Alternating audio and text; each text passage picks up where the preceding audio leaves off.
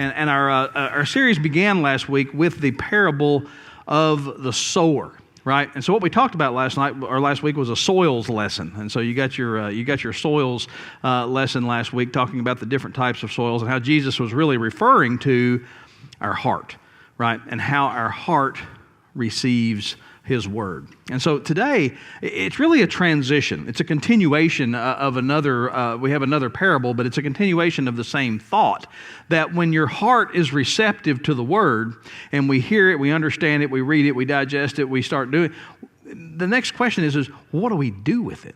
Right? Because we're going to be looking at the lamp on a stand today, and so that's what do you do with what you have? How we receive the Word is what he looked at last week. How does your heart receive it? Right? Some seed falls on hard ground. Some seed is choked out by weeds, but some seed gets what it needs. Right? It's on receptive soil, and so sometimes when we hear the Word and we become doers of the Word, we do what we're supposed to do with that. And so when the Word takes root in our heart, how do we respond to it?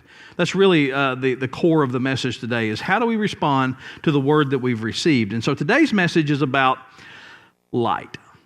And what we're going to understand today, and the point that we're looking at, is that Jesus is telling us and helping us to understand that when God's truth enters into our lives, it has an effect, right? It has an effect. It never stays neutral. It has some type of effect, and it's up to us to how we handle that. And so there's two things that it's going to do, right? His truth in our lives is going to change us, or it could, and this is the hard part of today's message, it can expose us, right? It can expose something in our lives.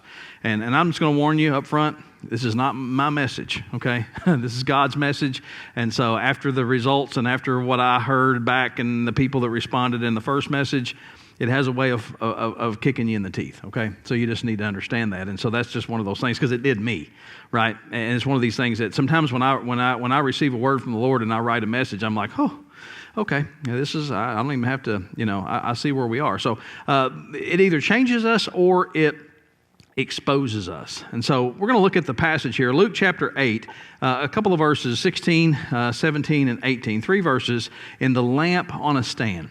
And this is what Jesus says. He says, nobody lights a lamp and hides it in a clay jar or puts it under a bed. Instead, they put it on a stand so that those who come in can see the light. For there is nothing hidden that will not be disclosed, nothing concealed that will not be known or brought out into the open. Therefore, consider carefully how you listen. Whoever has will be given more. Whoever does not have, even what they think they have, will be taken from them. So the big idea of this message, the overview, okay, to help kind of frame our hearts and frame our minds to hear it, is that the kingdom brings truth into the open. And we are responsible for what we do with it, right? We, the hearers of the word, we are the ones who are responsible for what we do with it. And so this is the thing. Jesus has just explained the parable of the sower. He just gives that explanation. And now he tells us that the word is not only to be received, but it is meant to be revealed. It's what we do with it, right? It's what we do with it. You see, most of you, or several of you in this room, I know, are believers, right? And so if you're a believer and you've accepted Christ as your Lord and Savior and you consider yourself a follower of Jesus, what does Sunday morning mean to you? What does this time mean to you? Whatever time you come, it doesn't have to be, but what does this time mean for you? And so the thing is that when we gather in this place on Sunday morning, when we gather in this place, it's the end of a long week as we are looking into another week, right? This is the kind of the pattern in which we live, and some people have more busy weeks than others. And for some of us, you get to Friday and it's like, whew, wow, right? I'm wore out, right? It's, all the things that we do, and we're in the morning and in the evening, and we're trying to do all these activities, and we're doing all this stuff and working. And so if you've got kids at home, it's like, I've got to get the kids to bed. We got bedtime. I got to do all these things. We got to get the homework done. We're back in the routine, and we're doing all these things.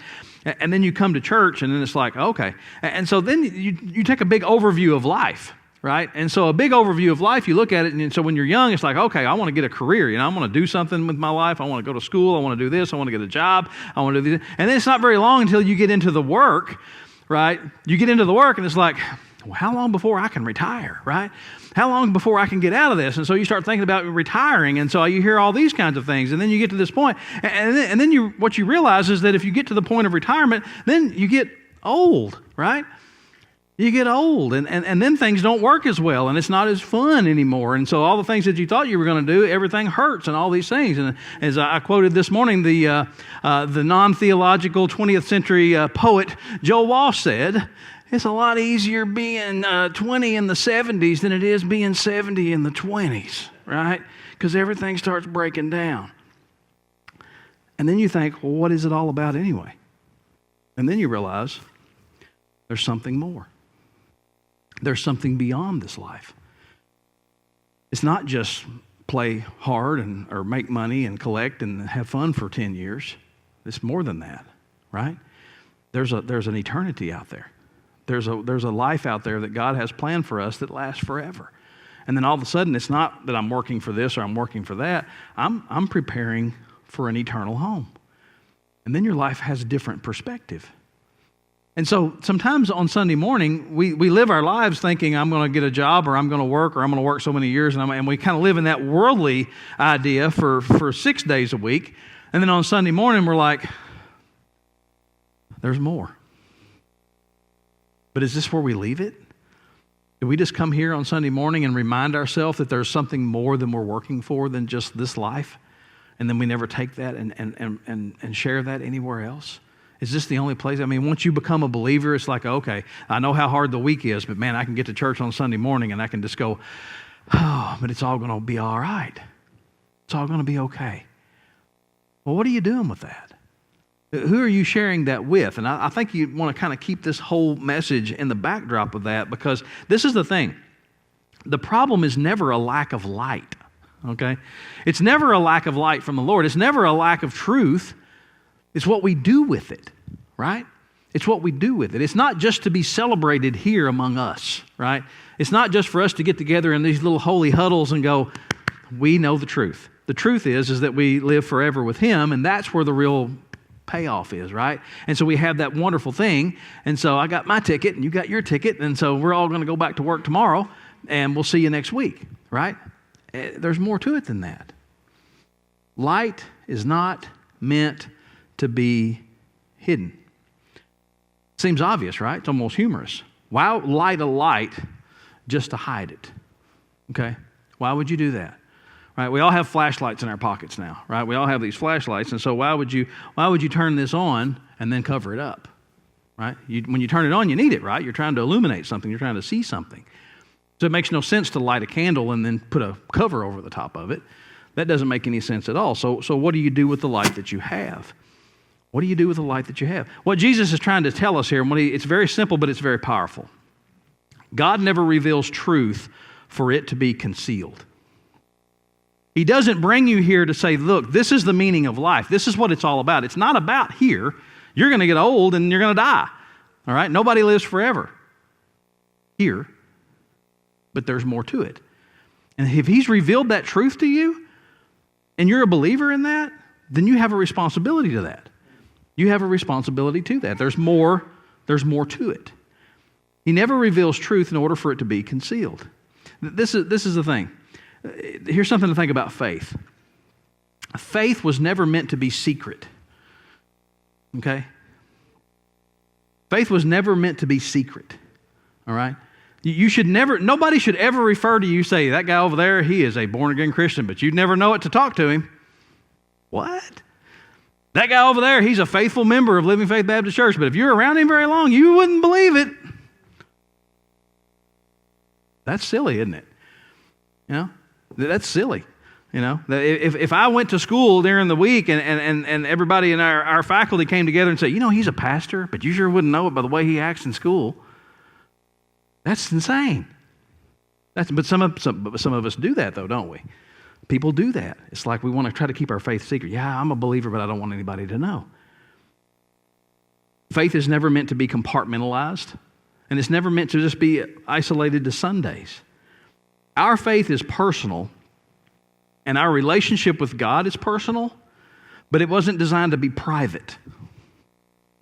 Okay?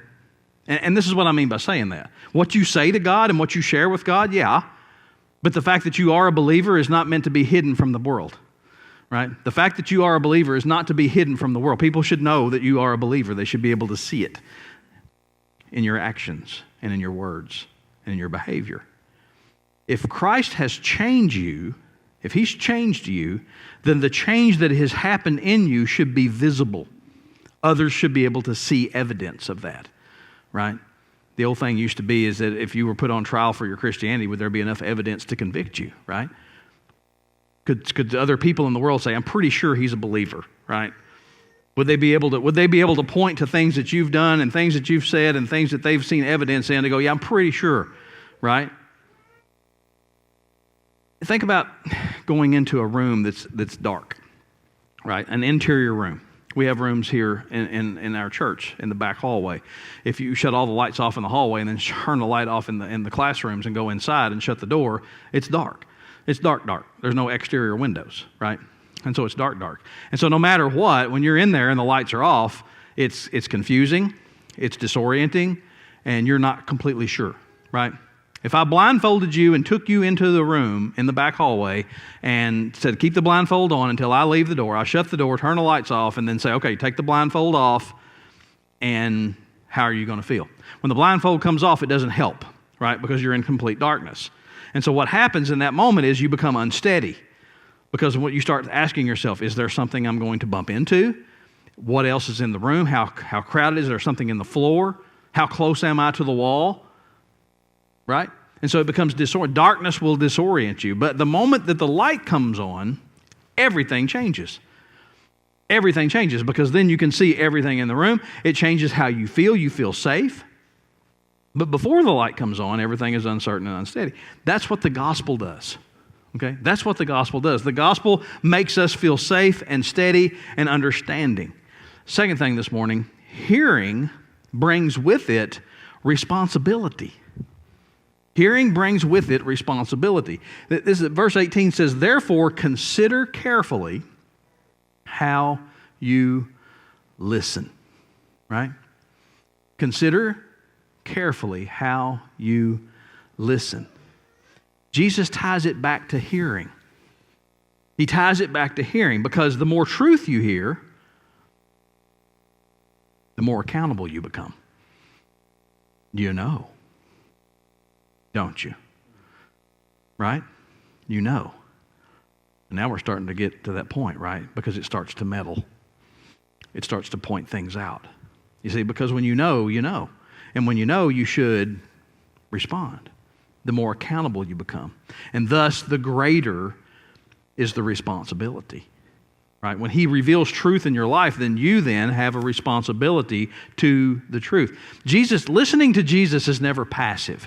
Right? But we treat it that way sometimes. We try to isolate it to our small group, or we try to isolate it to Sunday morning, or we try to isolate it to a point, and then we don't want to act on it over here, and then that's where it all falls apart, right? Because hearing Jesus' word, hearing from Him is never passive. Truth heard, listen to this.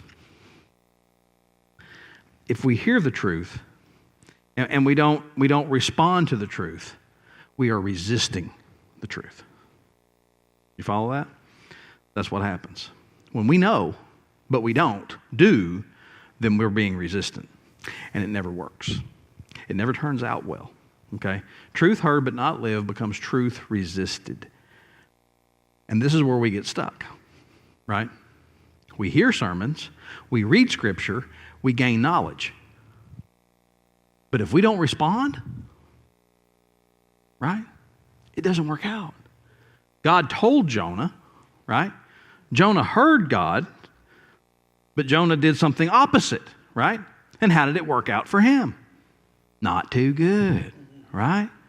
Not too good. And it never works out well for us. And here's the thing. God wants us to respond. So this is the thing. What are you doing with what you are absorbing? Okay? What are you doing with what you are absorbing. If we learn to do something but we never do it, if we don't use it, we tend to lose it. Okay?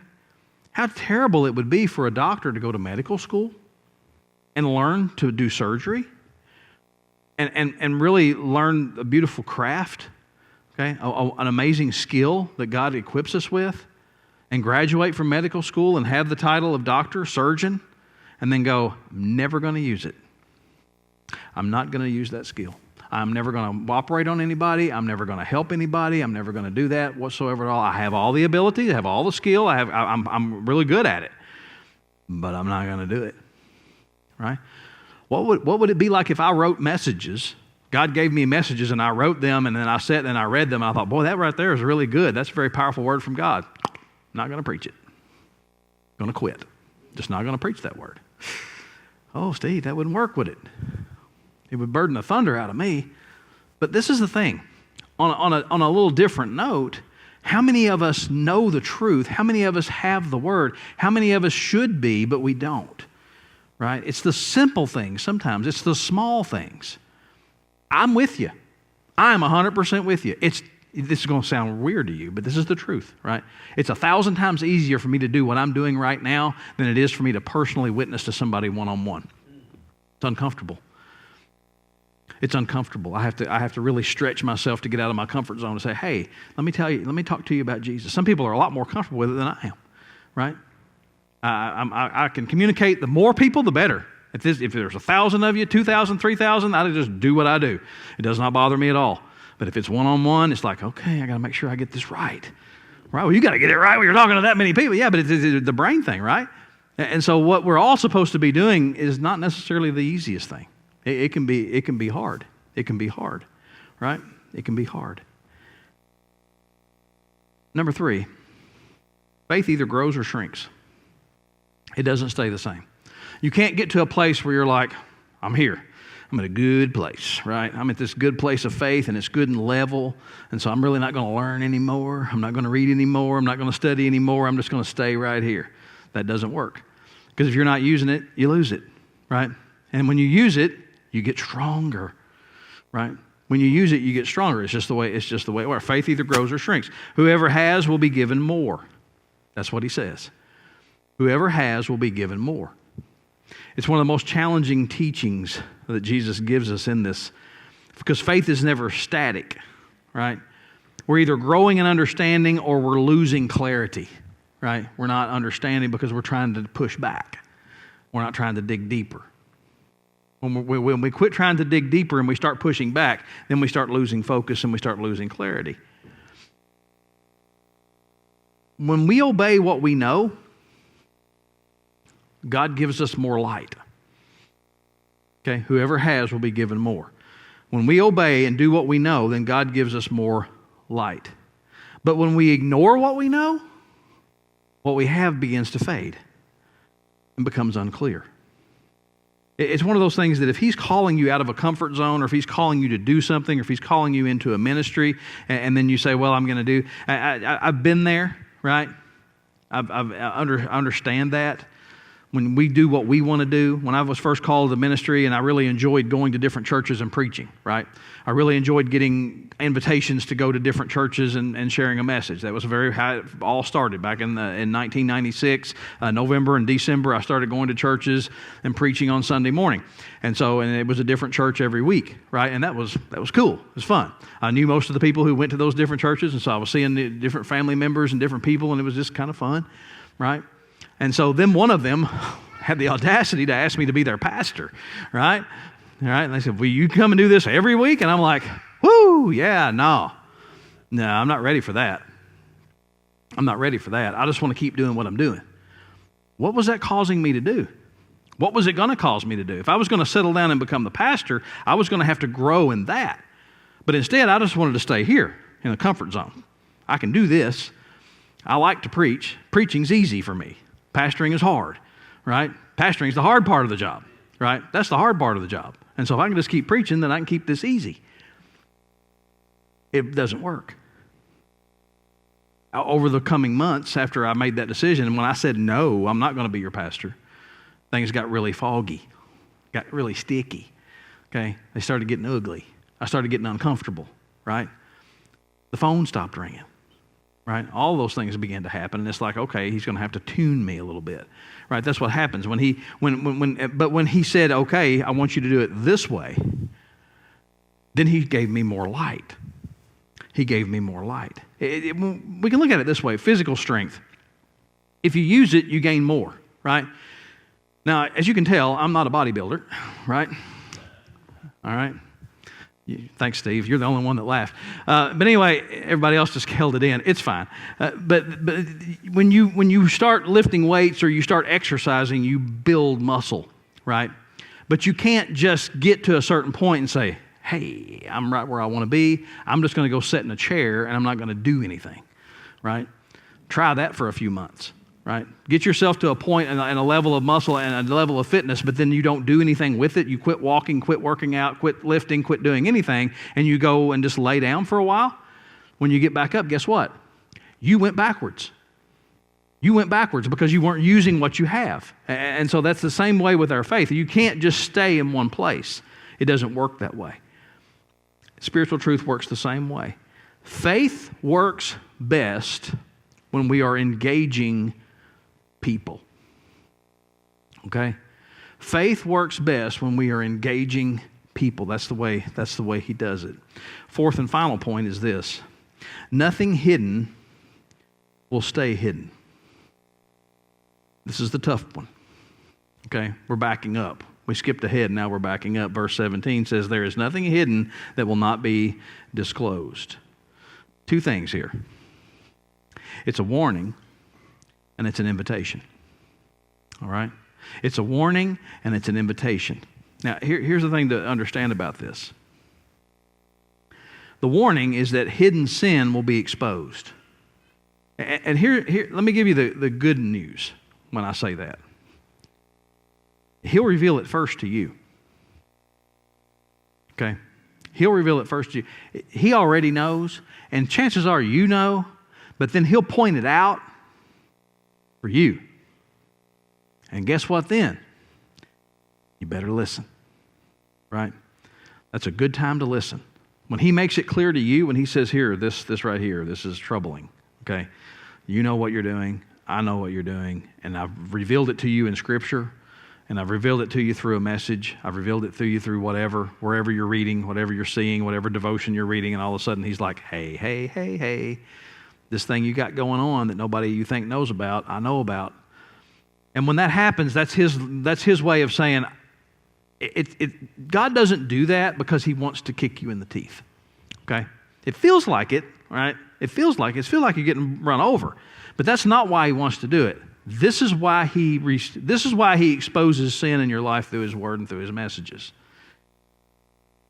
He wants to heal you. Okay? He wants to heal you. He's always been that way. He's always been that way. Right? When he was hanging out with all of Matthew's sinner friends in the house, remember that story? And they said, why are you hanging out with all of those sinners? He said, listen, it ain't the healthy that needs a doctor, but the sick. What do doctors do? They heal. And that's what he was trying to do. That's what he's always trying to do. He doesn't want to point us out and go, aha, you're awful, right? And I want you away from me. He says, hey, look, you're not being the best disciple you can be. You're not being the best follower that you can be. You're not being the best witness that you can be. And this is why. The reason why is because you got this going on over here, and if you'll let me, I'll clean it up. If you'll let me, I'll heal it. If you'll let me, I'll help you with it, right? And sometimes the exposure gets a little brighter until we take notice.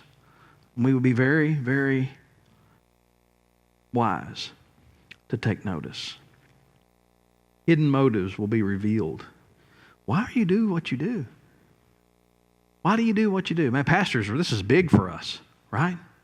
Why do we do what we do? Is it for your ego?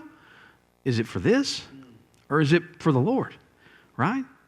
It's a gut check. We have to do a gut check. And it's like, why do you do what you do? Why are you doing what you do? It's also an invitation. God always welcomes honesty. He always welcomes honesty. Listen, when you're reading that, or you're hearing that, or maybe it's a song, maybe it's a testimony, maybe you're on an Emmaus walk, maybe you're at WOW, maybe you're wherever, and the speaker comes up and they say something, and you go, you know. I had three people came to me after the first service and said, "You are talking directly to me." Okay, I just want you to know there's no one's name on here, right? So this is what I want you to understand. If you're feeling that right now, it ain't me. It ain't me. It's Him. That's how He works, right? That's how He works. And so if you're feeling that, it's Him. And He welcomes honesty, because when He's pointing something out, when he's meddling around, as the old preachers used to say, I'm meddling around in your heart, right? This is what He wants you to look at Him and go, I don't know. I get it, I know, and it's there, and I need help. Oh, well, you've asked the right person, right? You've come to the right one, because He can. He can and He will if you'll let Him, right? He welcomes honesty. He wants us to come and say, I can't do this by myself. I know you can't, and I don't expect you to. Light brings healing, and truth will lead to freedom. Amen. Truth will lead to freedom. You shall know the truth, and the truth will what? Set you free. Always, always, always. Truth leads to freedom. Jesus is not just pointing out potential exposure. What Jesus offers is transformation. He offers transformation and a changed heart and a changed life. And guess what? You ain't alone. You ain't going through it by yourself. That secret sin or whatever you're trying to hide or whatever's under the bed, you're not the only one. I've seen this over and over and over again. Somebody says, I'm really struggling with this and I need help, and everybody else looks around and go, yeah, we are too. Let's get real. Let's get real together and overcome. God says, there it is. It's exposed in the light, and all of a sudden it's not so terrible, is it? If we work on it together.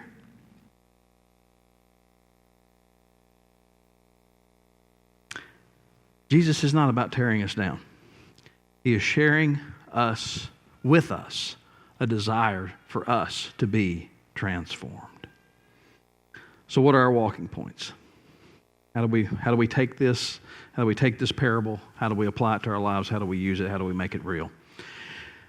Here's a little self-evaluation for us. Number one, ask yourself this question: where am I hiding faith rather than sharing it?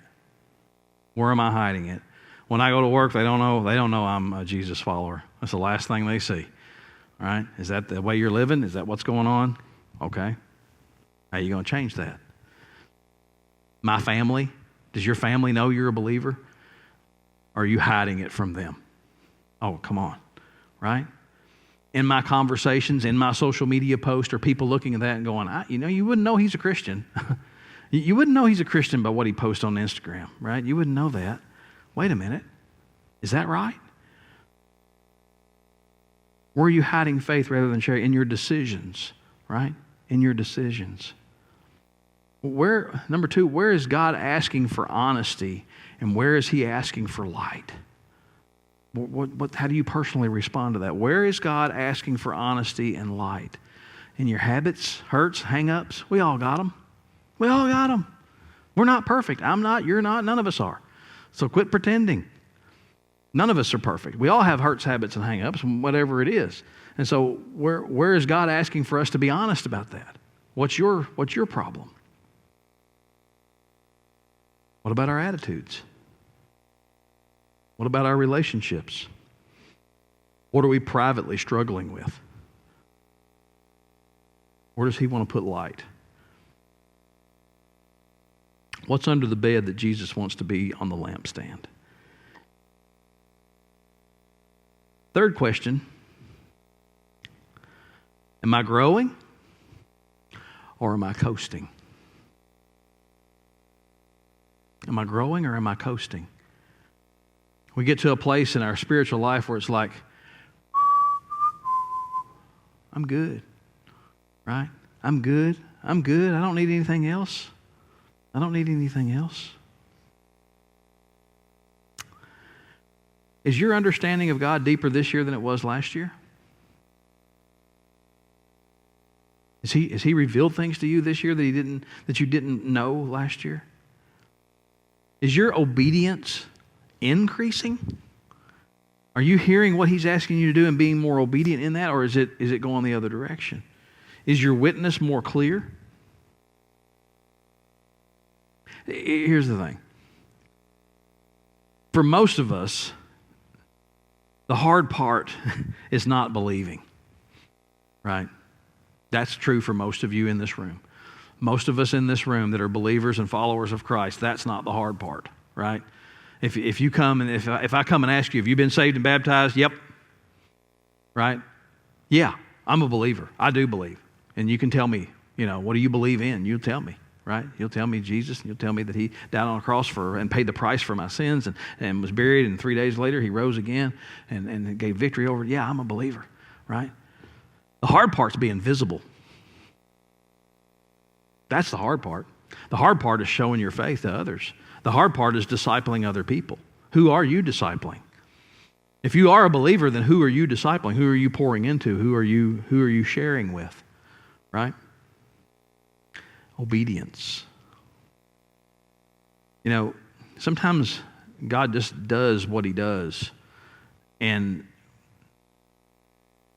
Jesus calls us to authenticity over appearance.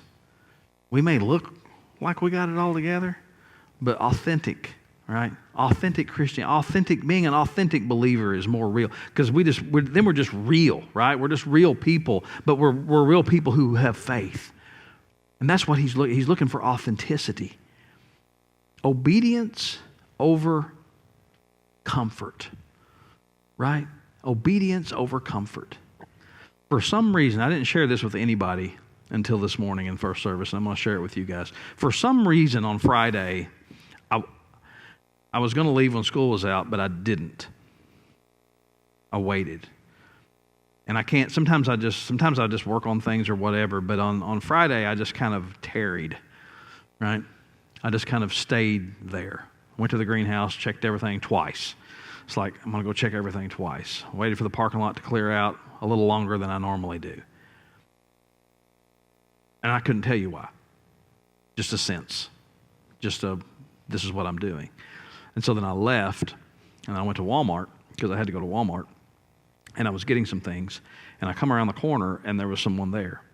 And there was a situation that I've been praying about and with a person, and I didn't know what to do. I had no idea what to do in this situation. And all of a sudden, I come around the corner, and there was this person, and they looked at me and went, I need you.